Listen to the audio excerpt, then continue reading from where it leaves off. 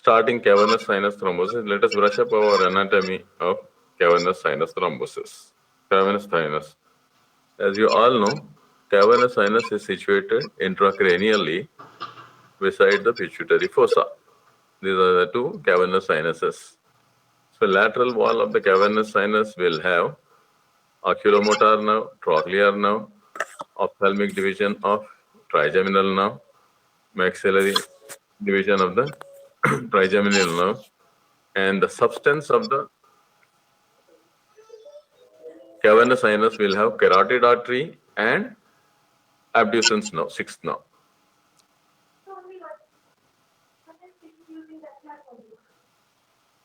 And cavernous sinus is also in relationship with sphenoidal sinus medially.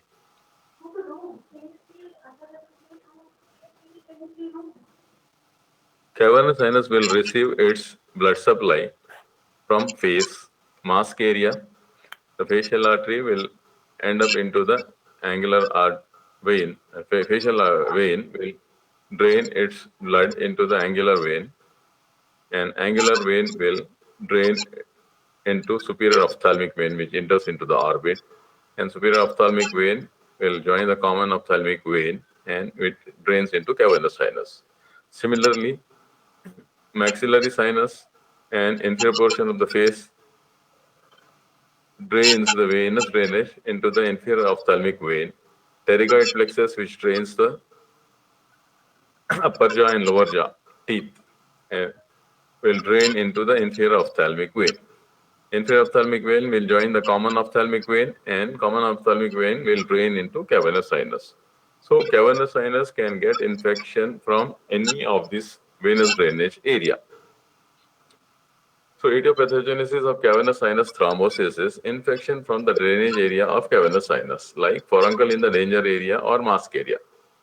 So whenever you wear a mask, you will be covering your nose, upper lip, lower lip, and chin. This area is known as mask area. So any furuncle or any infection in the mask area, the facial vein will drain into angular vein will drain into superior ophthalmic vein, and infection can reach cavernous sinus.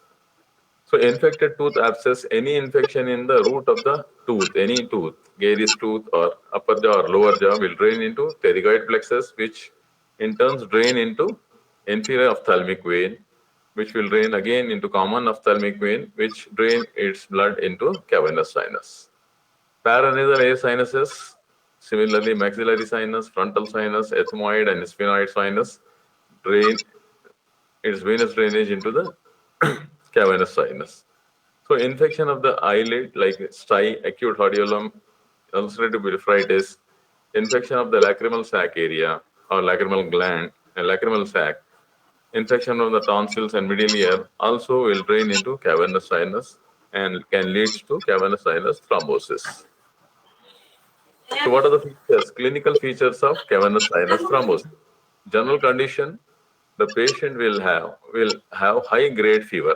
Patient will be comatose and toxic. If you examine locally, you will see the source of infection. It will be, if it is lid abscess, lid edema will be there, chemosis will be there. If it is orbital cellulitis, all signs of orbital cellulitis will be there. Restricted ocular motility will be there, painful ocular movement, and diplopia will be there. Fall of vision is due to compression of the optic nerve and papilledema. Because cavernous sinus is situated intracranially, any infection into the cavernous sinus can raise the intracranial tension leading to papilledema. So the fall of vision in CST is because of optic nerve compression and papilledema. 50% of the cases, other eye will also be involved due to the communication between the two sinuses. As I told you, while explaining the anatomy of the cavernous sinus, two cavernous sinus are joined by communicating channel. So whenever one side of the cavernous sinus thrombosis occurs, the chances of other cavernous sinus will also be there if, because the communicating vein between the two sinuses will infect the other. So whenever you are dealing with or treating a case of cavernous sinus thrombosis unilaterally, always try to elicit the lateral rectus movement of the normal eye.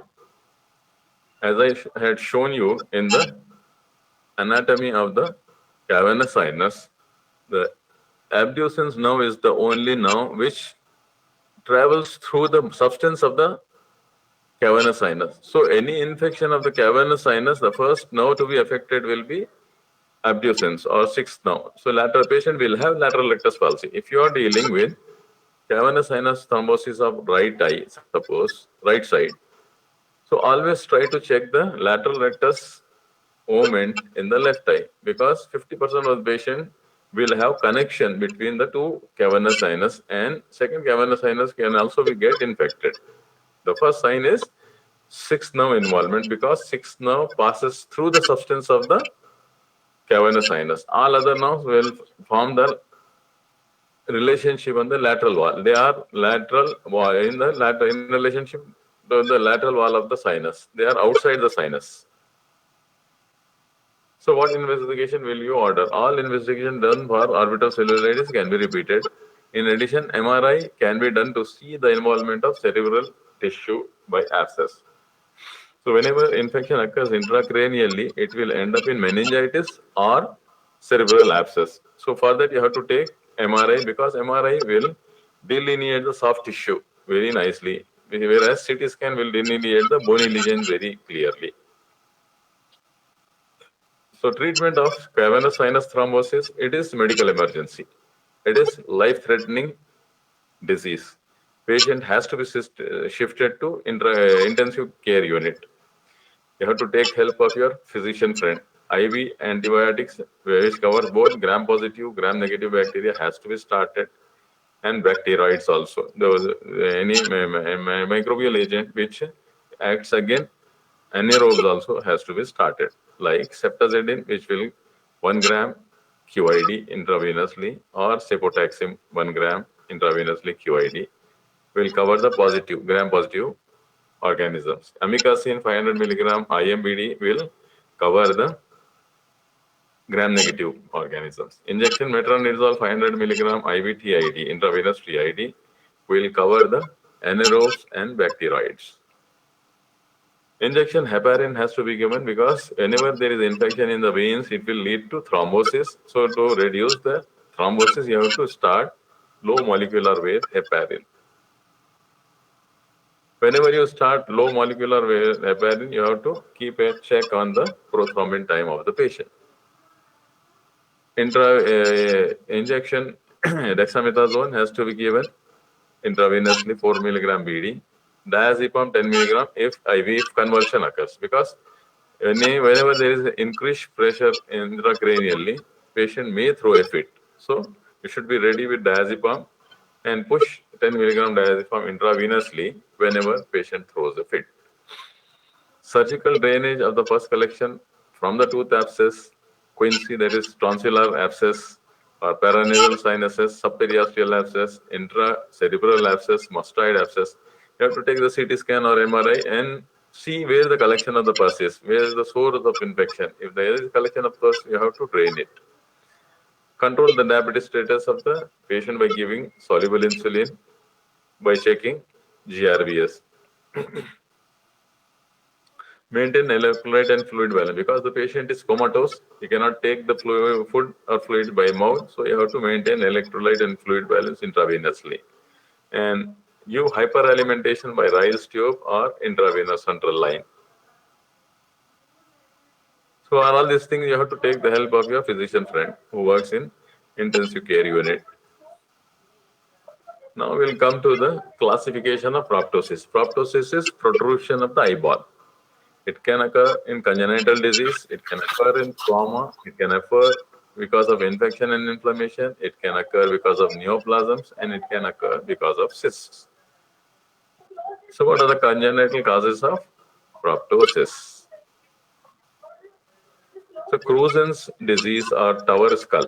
So during the development of the skull bones are membranous bones. They will have the sutures, and these sutures will fuse as the child grows. Up to 3 years, 2 years to 5 years, the fusion should occur. In Cruzen's disease or tower skull, there will be early fusion of the sutures of the skull bones. So when sutures of the skull bone fuses, there won't be any growth of the skull bone. So the orbit will remain shallow. Eyeball growth is normal. So the one of the congenital causes of proptosis or protrusion of the eyeball is Cruzen's disease. As you can see on the right-hand side picture, both eyes are proptosed in the child because of Cruzen's disease, because of early fusion of the skull bones. Dermoid is also congenital tumor which occurs wherever there is a suture are there. At the suture where the sutures of the bones are there, there will be totipotent cells will be there. So any totipotent cell can get converted into teratomas or dermoids. So the congenital causes of proptosis is Cruzen's disease, Tauber skull, dermoid cyst, teratomas.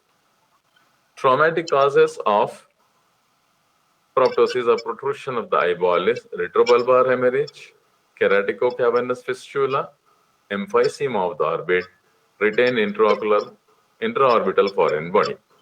So, what is retrobulbar hemorrhage? If you go to ophthalmic theater, day in and day out, will be all ophthalmic surgeries will be done under topical anesthesia and regional block. The regional block which is commonly given is peribulbar block.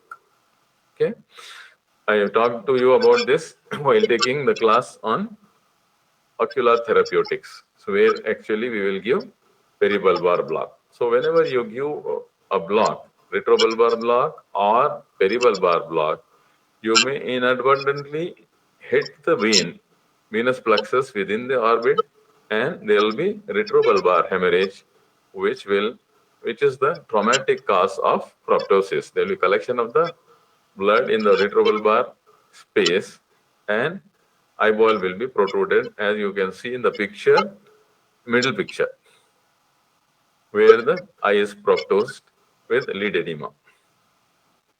Emphysema of the orbit. So as I told you, orbit is surrounded by paranasal air sinuses.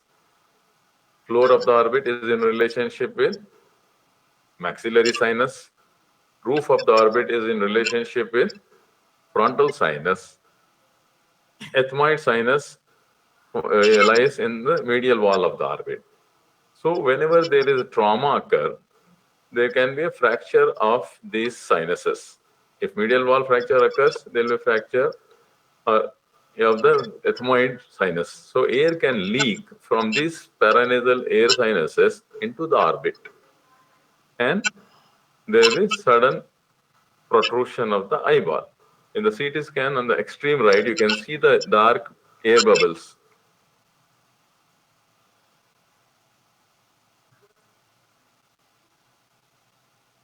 This is the CT scan axial view showing emphysema of the orbit. In this dark air space is the air bubble which is leaking from this fractured medial wall, which has opened the ethmoid sinus, and air bubble is come into the subcutaneous and retrobulbar space, leading to proptosis of the eyeball.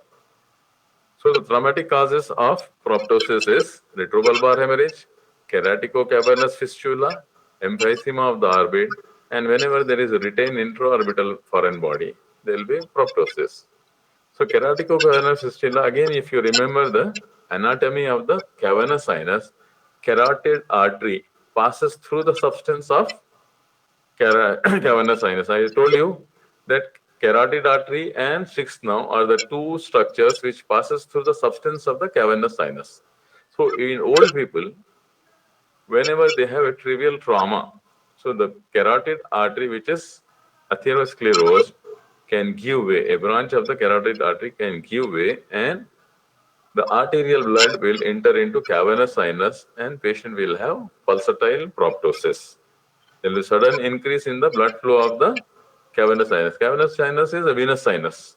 If any arterial blood enters into the vein, so there will be, with every pulsation of the heart, every beat of the heart, the blood will increase into the sinus, and sinus cannot accommodate that blood, and back pressure will be there, and patient will have proptosis, engorged blood vessels within the orbit, and protrusion of the eyeball.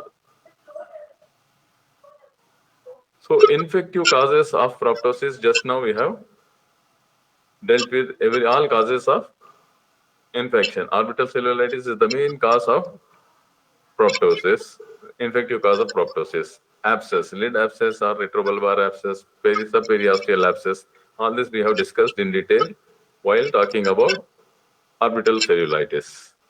Cavernous sinus thrombosis is also infective cause of proptosis. Panophthalmitis, infection of the globe, can also lead to proptosis.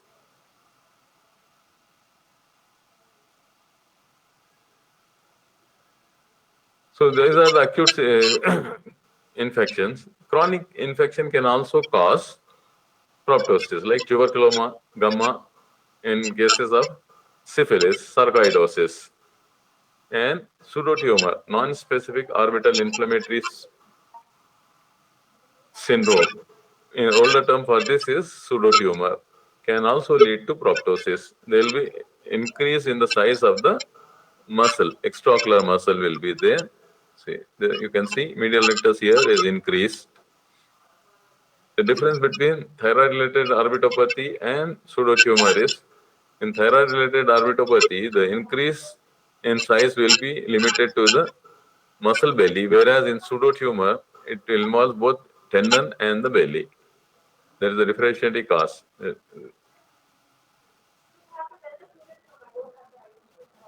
So, there can be inflammatory condition without infection also, which can lead to proptosis. The most common is thyroid-related orbitopathy.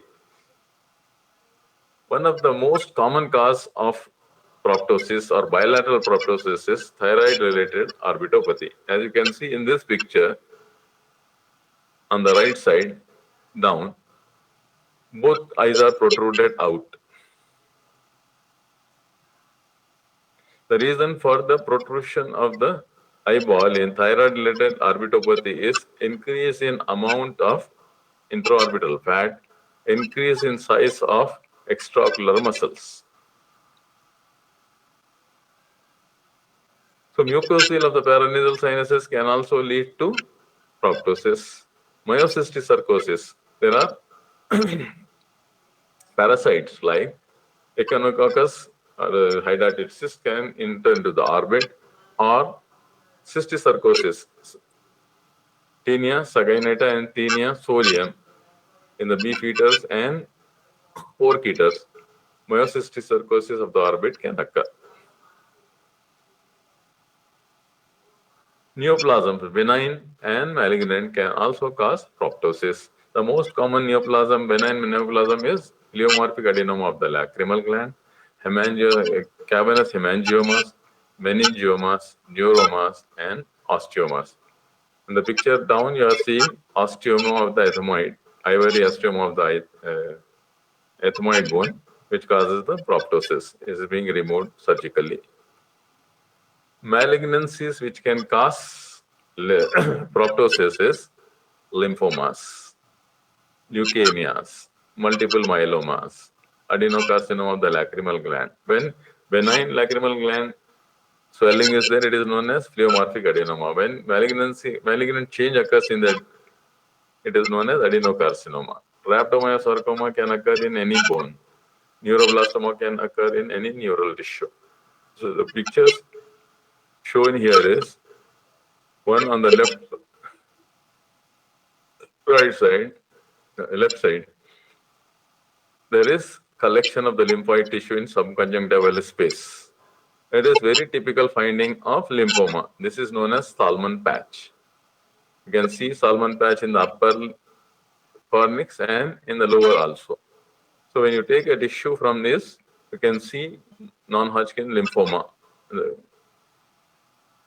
The histopathological picture shows non-Hodgkin's lymphoma.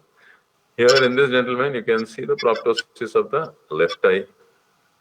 So when we tested his peripheral smear and aspiration, it shows multiple myeloma. And when you take the X-ray of the skull, you can see the punched out lesions, moth-eaten appearance of the skull, which is typical of multiple myeloma. Retinoblastoma is the childhood tumor which occurs it is one of the most common intraocular tumor.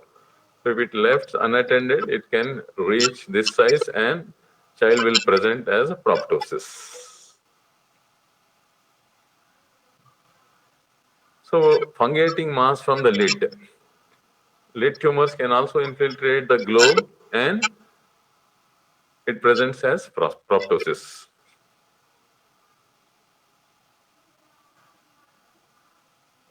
So metastatic tumors elsewhere from the body can also cause proptosis. So here in this lady, you can see the lady presented with proptosis of the left eye. So when we take the CT scan, you can see there is an enlarged lateral rectus muscle here in the CT scan.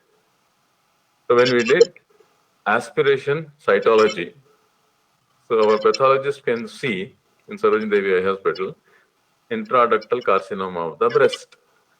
So that's why I always emphasize upon the students that you should never miss general examination. So this blunder we did whenever patient comes to an eye hospital, so there won't be any privacy. So when patient came with proptosis, the first investigation we try to write is CT scan. And in the CT scan, we saw a swelling of the extraocular muscle. We did FNAC, fine needle aspiration cytology. And when we saw the report of cytology, it showed intraductal carcinoma. So we are sure that it is metastasis from the breast. When we examine patient, the patient already had mastectomy 5 years back. So you will not take it as an excuse. See, so whenever you examine the patient, whether you are a gynecologist or an ophthalmologist, you should examine the patient as a whole. If you don't do general examination, you will miss the diagnosis like this, which I did. This slide, I always present to my undergraduates and postgraduates to emphasize upon them the importance of general examination. Had we examined the patient, when patient presented to us with proptosis, had we examined the general examination in this patient, we could have find out that she had mastectomy. And we took the history, she would have told us 5 years back I had mastectomy for the breast cancer. So we are sure that it is a secondary from the breast. So the management would have been same, but we would have clinically clinched the diagnosis had we done general examination. So there is no excuse that in IOP, so you will not have the privacy. Out of modesty, we didn't examine. All these excuses will not be there. You give privacy to the patient, keep a female attendant or a sister, and then examine the patient in detail to come to the clinical diagnosis. So in your university exam, bilateral proptosis, causes of bilateral proptosis has also been asked. So congenital is craniofacial dysostosis or Cruzen's disease or tower skull. Traumatic causes is multiple fracture leading to bilateral emphysema, and bilateral retrobulbar hemorrhage can lead to bilateral proptosis. One of the most common cause of bilateral proptosis is exophthalmos, thyroid-related orbitopathy. Wegener's granulomatosis can also lead to bilateral proptosis. Lymphomas, leukemias, Ewing sarcomas, and neuroblastomas can also lead to bilateral proptosis. As you can see in the picture above, the lady is having bilateral proptosis because of lymphoma. The picture histopathology below slide shows lymphoma, non-Hodgkin's lymphoma. So whenever you examine a case of proptosis, you should keep in mind 6 P's or 9 P's. So you should ask whether proptosis is associated with pain or not. So there are certain causes in which the proptosis is associated with pain, like orbital cellulitis, cavernous sinus thrombosis. Any malignancy which infiltrates into the periorbita will be painful. And you should ascertain whether the proptosis is axial or eccentric. Axial means whenever the eyeball is pushed directly out, it is axial proptosis. It is caused by intraconal tumors. I had talked to you about the surgical spaces of the orbit. Intracone, the space which is surrounded by the extraocular recti. So the tumors, which tumors can grow in it? Cavernous hemangioma, meningiomas, optic nerve tumors like astrocytomas. So whenever intraconal tumor occurs, the eye will be proptosed out. And in thyroid-related orbitopathy also, the fat will there will be increase in the amount of orbital fat that leads to axial proptosis. So you have to ascertain whether the proptosis is axial or eccentric. So in the previous pictures, while talking about orbital cellulitis and subperiosteal abscess, in the child you might have seen that eyeball is pushed laterally. So because of the swelling of the subperiosteal abscess media in the medial wall of the orbit. So that type of proptosis is known as eccentric proptosis. Whenever there is enlargement of the gland, lacrimal gland, as you know, the lacrimal gland is situated superior temporally. So whenever there is increase in size of the lacrimal gland because of pleomorphic adenoma or adenocarcinoma, the eyeball will be pushed down and in. Again, it is a cause of eccentric proptosis. So then you have to, the third P is progression, how it progresses, whether it occurred very quickly, like in trauma, retrobulbar hemorrhage. One moment before the patient is normal, when you give retrobulbar injection, you hit the vein and blood collection will start in the retrobulbar space and sudden proptosis will be there. In certain disease, subacute will be there like in infection, orbital cellulitis, slowly it will increase in size. And chronic proptosis, very slowly it will increase. So palpation is also important when you try to introduce your little finger between the globe and the orbital margin. If you if any lacrimal gland tumor is there or any other tumor is there, you will be able to palpate the tumor between the orbital margin and the globe. Pulsations in the proptosis, as I told you, whenever there is connection between the carotid artery and cavernous sinus, it will lead to keratico-cavernous fistula, which is one of the most common cause of pulsatile proptosis. And there are certain periorbital changes which will occur whenever proptosis occurs. Proptosis of infective origin, orbital cellulitis, CST, orbital abscess are painful. Inflammatory causes TRO, NSIS, and myositis. The pain will not be much, but there will be ache will be there. Low, dull ache will be there. Malignancy, to start with, it is painless. Whenever the malignant tumor infiltrates the periosteum, the tumor will become, or proptosis will become painful. So as I was talking about axial proptosis, these are the causes of the axial proptosis, thyroid-related orbitopathy. Straightly, the both eyes will come out. And these are the two causes of eccentric proptosis. Here, there is swelling, subperiosteal abscess of the ethmoid bone, which pushes the globe out and down. Here also, the superior subperiosteal abscess is there, which is pushing the globe down. So these two are causes of eccentric proptosis, and this is the cause of axial proptosis. Progression, as I told you, RBH, sudden acute it will be. Infection, slowly it will be increased. Chronic proptosis in benign neoplasm, acute and chronic, malignant change and bleeding in the tumor will lead to, suddenly there will be increase in size of the proptosis.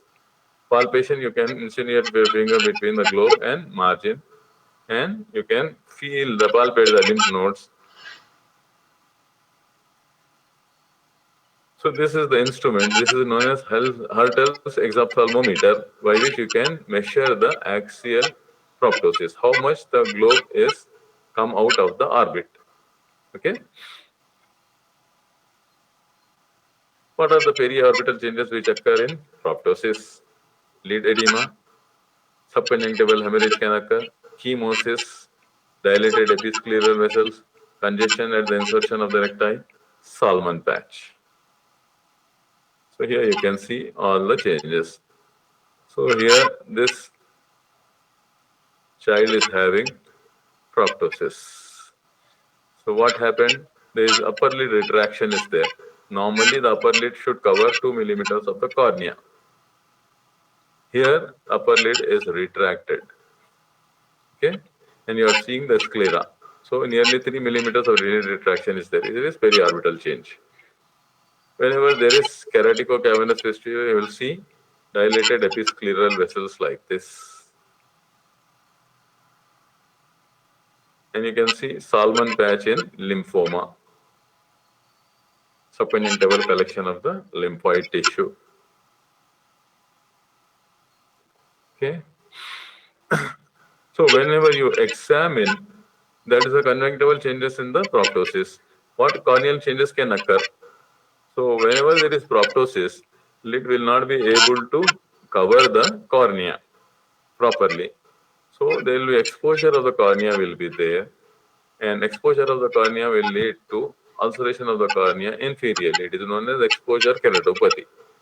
Any epithelial discontinuity of the cornea, you can stain with fluorescent sodium. Stroma will take green color.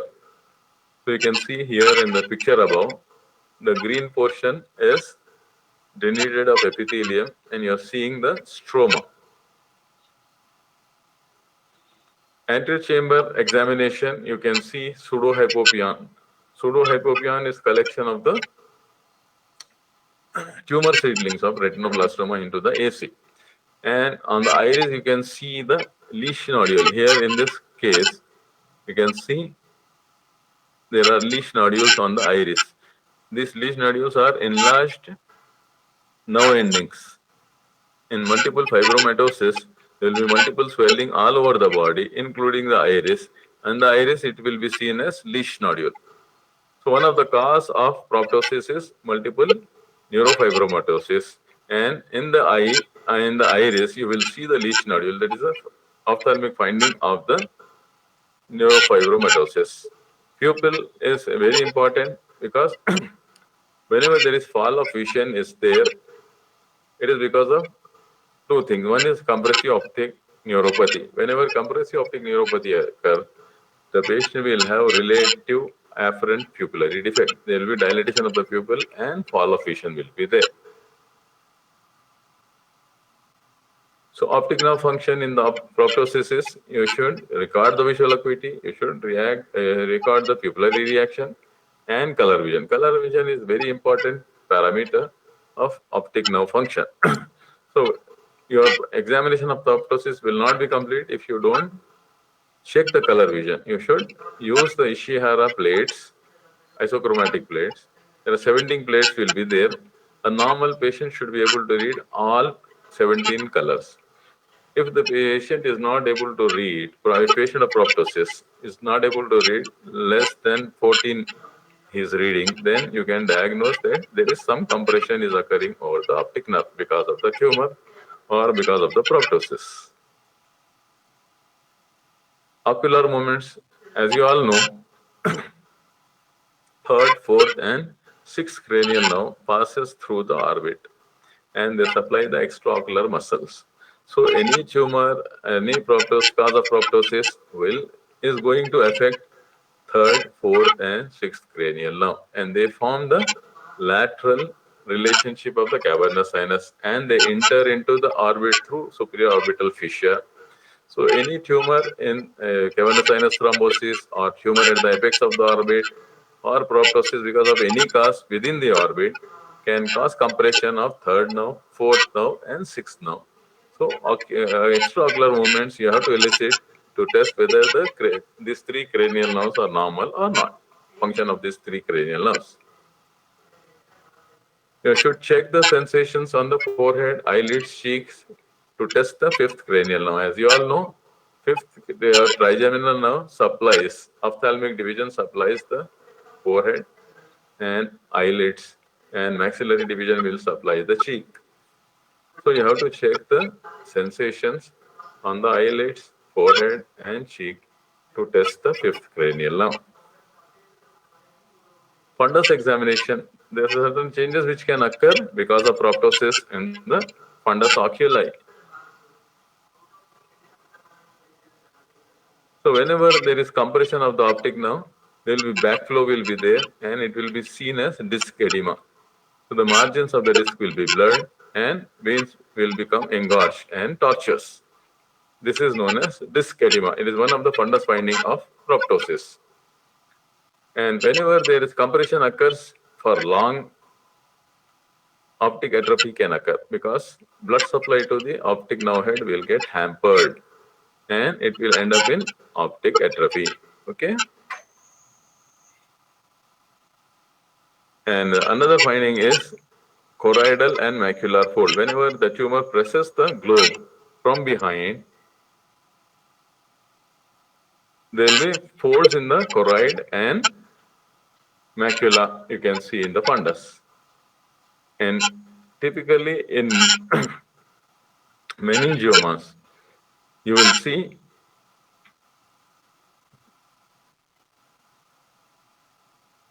the shunts, optociliary shunts, the corkscrew vessels which you are seeing in this picture is optociliary shunt, which is typical fundus finding of meningiomas. As I told you, orbit is surrounded by three paranasal air sinuses. Superiorly, frontal sinus is in relationship with the roof of the orbit. Inferiorly, maxillary sinus is in relationship with the floor of the orbit. Medially, ethmoid sinus anteriorly and sphenoid sinus posteriorly is in relationship with the medial wall of the orbit. So here in this, the gentleman is having proptosis and there is fullness of the maxillary bone here. So if you miss this examination, so he is having carcinoma of the maxillary sinus which has eroded the palatine bone also. So ENT examination and you can see there is discharge from unilateral nostril, right nostril only. The left nostril is normal. So there is blockage of the nose is there and there is erosion of the palatine bone because of the carcinoma of the maxillary sinus. And when it grows up, erode the floor of the orbit, it presents as proptosis. So ENT examination is mandatory and compulsory in all cases of proptosis. So what investigation would you like to do in a case of proptosis?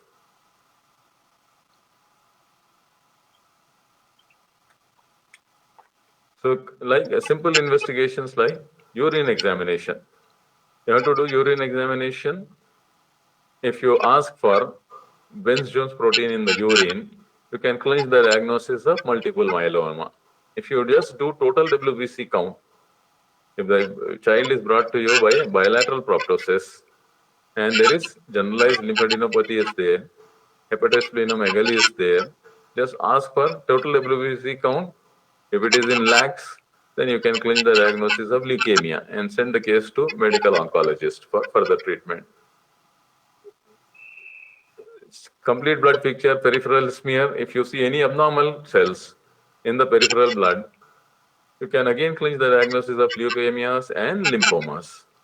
You ask for stool for cyst and ova. As I told you, there are two parasites which can cause proptosis or infect the orbit and extraocular muscles are echinococcus, which can lead to hydatid cyst and one of the cause of proptosis, and cysticercosis, Taenia solium and Taenia saginata in the beef eater and pork eaters.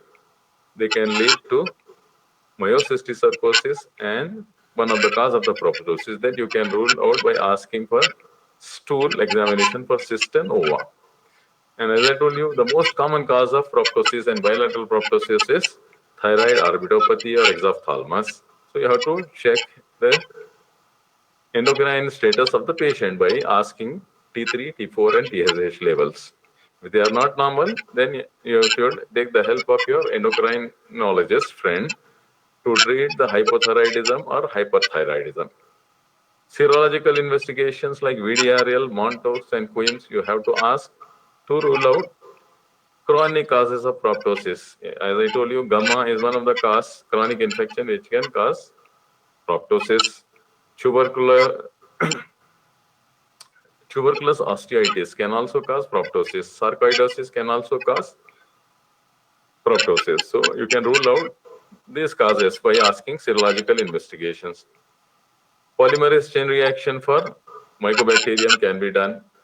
And if you see any swelling or any tumor within the orbit, under local anesthesia or general anesthesia, you can do fine needle aspiration cytology and you can clinch the diagnosis of the tumor, whether it is a metastatic tumor or a local malignancy.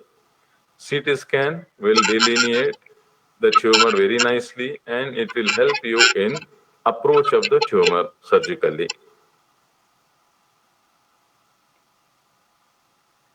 So how are you going to manage proptosis? Masterly inactivity. You don't have to do, in certain cases, you don't have to do anything. The proptosis will resolve on its own. Then second management is medical management and third is surgical management.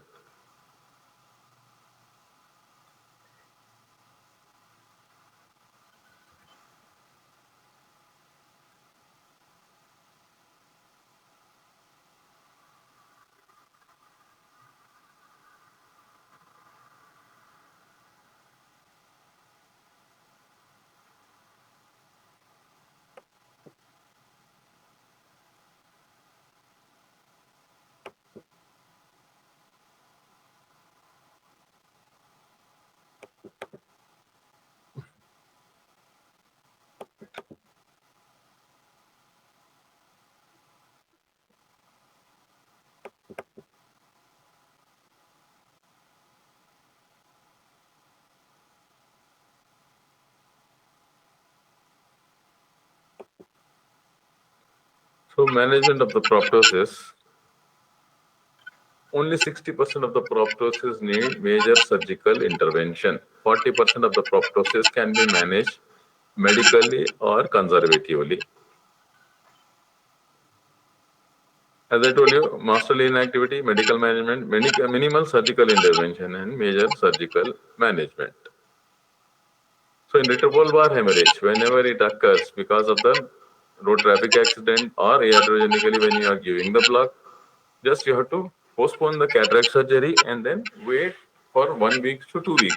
The retrobulbar hemorrhage will get absorbed within that period. You need not have to intervene. No surgical intervention is required. Just masterly inactivity will treat the retrobulbar hemorrhage. It will get absorbed on its own. Orbital emphysema also, because there is leak of the air from the fractured orbital, paranasal orbital sinuses or nasal cavity. So you have to put the patient on broad spectrum antibiotic, systemic broad spectrum antibiotic, and instruct the patient not to blow his nose. Whenever he blows the nose, the air will again escapes into the subcutaneous space and enter into the orbit. So you should instruct the patient that he should not blow the nose and put the patient on systemic broad spectrum antibiotic. The small fractures will heal on its own and air will get absorbed on its own. You need not intervene. So here, these are the two causes where masterly inactivity will help you. So orbital floor fracture. So whenever trauma occurs with a cricket ball or a tennis ball or road traffic accident, the first bone is floor of the orbit. So the fracture of the floor is there, you can see here, and with teardrop sign, entrapment of the inferior rectus. So all fracture floors of the orbit doesn't need surgical intervention. If there is enough thalmus of more than 2 millimeters, when enough thalmus means it is opposite of proptosis. Whenever fracture floor occurs, the globe will retract back. So if there is enough thalmus of more than 2 millimeters, if the patient is perceiving diplopia, and if more than 50% of the floor of the orbit is involved in fracture, then only you have to surgically intervene. If there is no enough thalmus, if there is no diplopia, if less than 50% of the floor is involved, again masterly inactivity by keeping the patient on broad spectrum antibiotic, the membranous bone of the floor of the orbit will heal by itself without your intervention. Medical management of proptosis. In detail, we have dealt how you can manage orbital cellulitis medically, myocystic sarcosis, thyroid-related orbitopathy and NSIS can be managed medically by medical management. Orbicellulitis in detail we have talked. I will not repeat here. Myocystic sarcosis. If you see here in this patient, you can see there is ptosis is there and proptosis is there on the left eye. There is swelling is there, and if you see the CT scan, you can see the cyst within the superior rectus LPS complex. Myocystic sarcosis. The treatment of myocystic sarcosis is tablet albendazole 15 to 25 milligram per kilogram body weight for 3 weeks with tablet prednisolone 1 milligram per kilogram body weight. You have to give for 3 weeks, and you can see the result in the down picture. The patient is totally relieved of proptosis and ptosis. Thyroid related orbitopathy, the activity will remain for 2 years, that is 18 to 24 months. So in early cases, just you have to, because there is a lid retraction, the exposure keratopathy will be there, patient will not blink frequently. So you have to prescribe lubricant eye drops and gel ointment at the night. And in the night, you should ask the patient to tape the upper lid so that patient should not develop any exposure keratopathy. His vision will be normal. You try to control his thyroid levels. Where if he is hypothyroid, you replace it with thyroxine, and if he is hyperthyroid, then you have to prescribe neomercazole and beta blockers. So you see that patient doesn't have exposure keratopathy and optic nerve compression. So every once in a month, you should ask the patient to come back to the ophthalmoscopy, check for the amount of the proptosis, check for the vision with pinhole, and check for the color vision to rule out any optic nerve compression. Stay in the cornea and see whether the patient is developing any exposure keratopathy. If not, just you can continue. Medically, you can manage thyroid orbitopathy early cases. So if there is optic nerve compression is there and severe proptosis is there, you can start medical management like IV methylprednisolone 1 gram for 3 days you can give, and later on shift the patient on oral steroids like prednisolone 1 milligram per kilogram body weight and treat the exposure keratopathy. If the patient is not having compressive optic neuropathy, this suffices. If the patient is having compressive optic neuropathy, then you have to think of surgical intervention. NSOIS is non-specific orbital inflammatory syndrome. It is characterized by proptosis, pain, and pain on ocular movement and restriction of the ocular movement. You can see the patient is having proptosis of the left eye, and when patient is asked to look on the right side, the left eyeball is not moving because his lateral rectus is enlarged and inflamed. Medial rectus is enlarged and inflamed. Okay. So you can see here in the CT scan, the same patient, the medial rectus is enlarged. The difference between enlargement of the muscle in TRO, thyroid-related orbitopathy, and pseudotumor or NSIOS is, in NSIOS, both belly of the muscle and tendon of the muscle where insertion occurs in the sclera, both will be enlarged in pseudotumor. Whereas in thyroid-related orbitopathy, the enlargement will be limited to only belly of the muscle. Again, NSIS is treated by steroids. Tablet prednisolone 1 milligram per kilogram body weight and tablet Rantac 150 milligram. Minimal surgical intervention like orbital abscess drainage I had talked to you about while treating the orbital cellulitis. Subperiosteal abscess drainage you have to do. Leukemias, what you will be doing? You will be taking subconjunctival collection, a piece incision biopsy you will do and refer the case to medical oncologist for chemotherapy. Lymphomas again, same thing.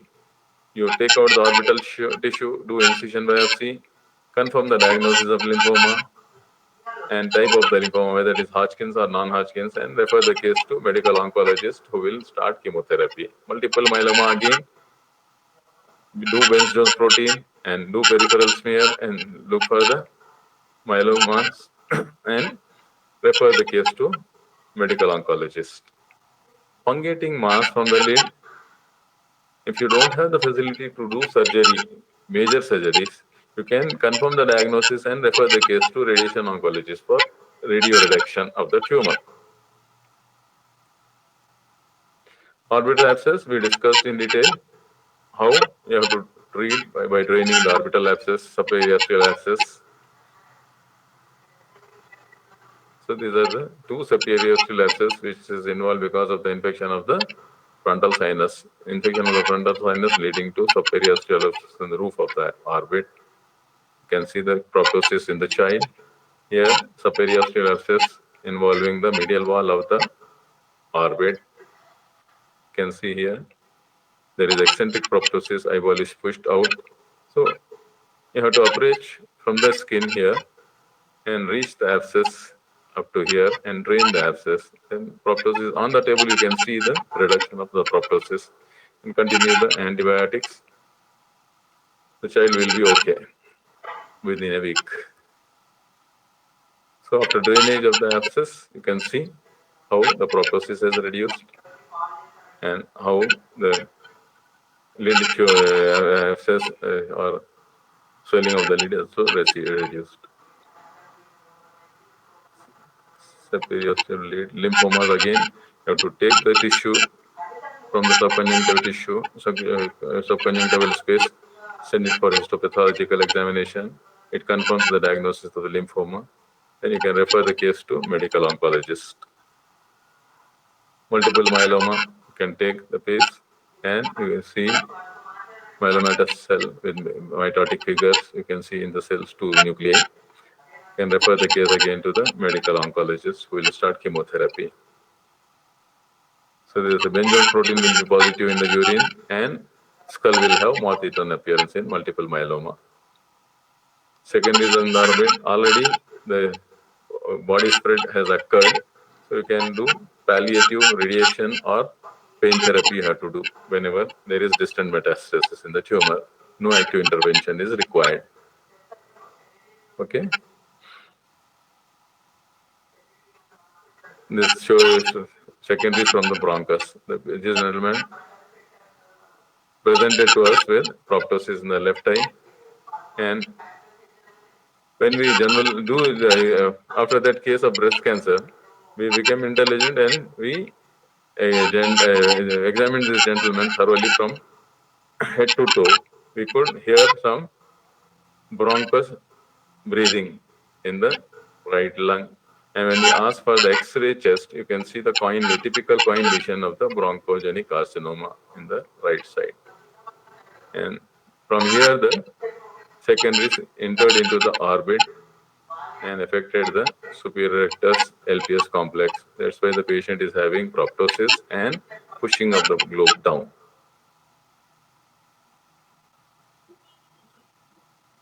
Fungating the mass from the lid. If you have the facility, you can do exentration. You can do complete removal of the orbital contents. It's known as exentration. Or you take the bit of the tumor, confirm the diagnosis, and send for chemo reduction or radiation reduction. Later on, you can do the surgery. Surgical intervention of the orbit, I will talk in next class along with lacrimal, disease of the lacrimal. So we'll stop here.